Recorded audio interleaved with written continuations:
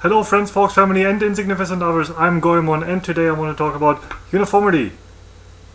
All of you are familiar with the topic of uniformity from things like school systems, websites and corporate design, companies, universities, whereby the latter two seem to be melting together into one lately, as universities, at least in the USA and in Canada, seem to be led like corporations nowadays, which I don't think is necessarily a good thing.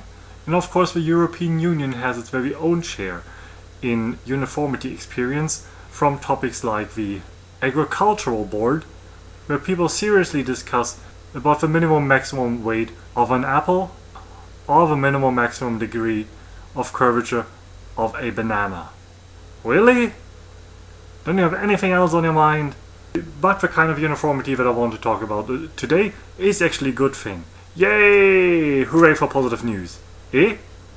So as you may or may not know, I'm running my own little house here in Calgary, and since the house, or bungalow, judging by its construction style, since this house comes with its very own little continuous home improvement project, I'm constantly fixing and repairing things, and today I'm fixing the entrance to a doorway.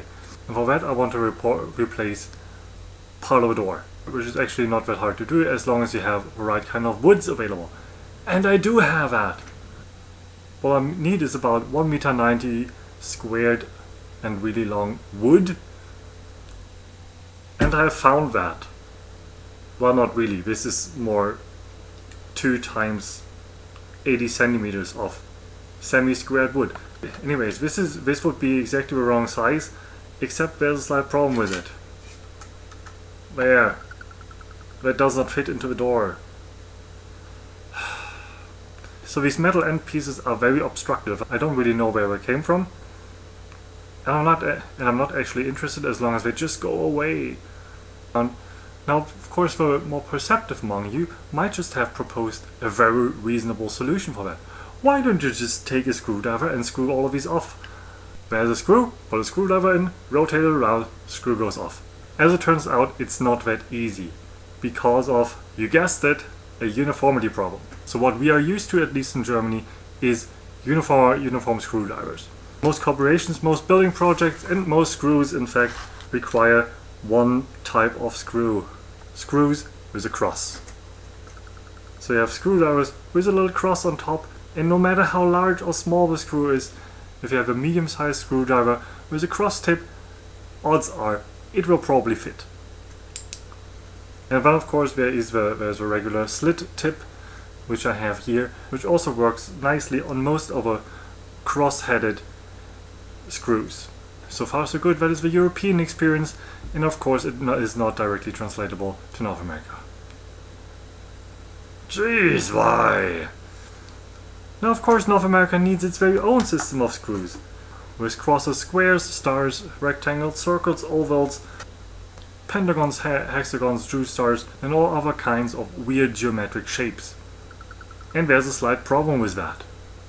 I do have a square-tipped screwdriver. Number 2 it says, which probably means size 2. Medium? And these screws that I have to screw off have a square-shaped indentation. It still doesn't fit though, because the tip of a screwdriver is too big for the little screws. And I'm pretty certain if these screws had a cross-shaped or slit-shaped indentation, I could merely use a slit-headed screwdriver.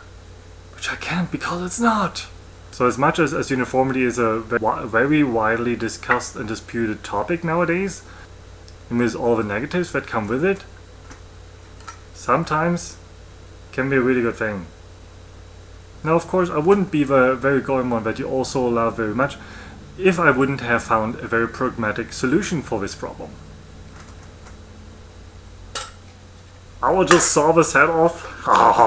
So here's my big shout out to all people who produce screws and screwdrivers in North America. Please go uniform. Slits and crosses. They are awesome.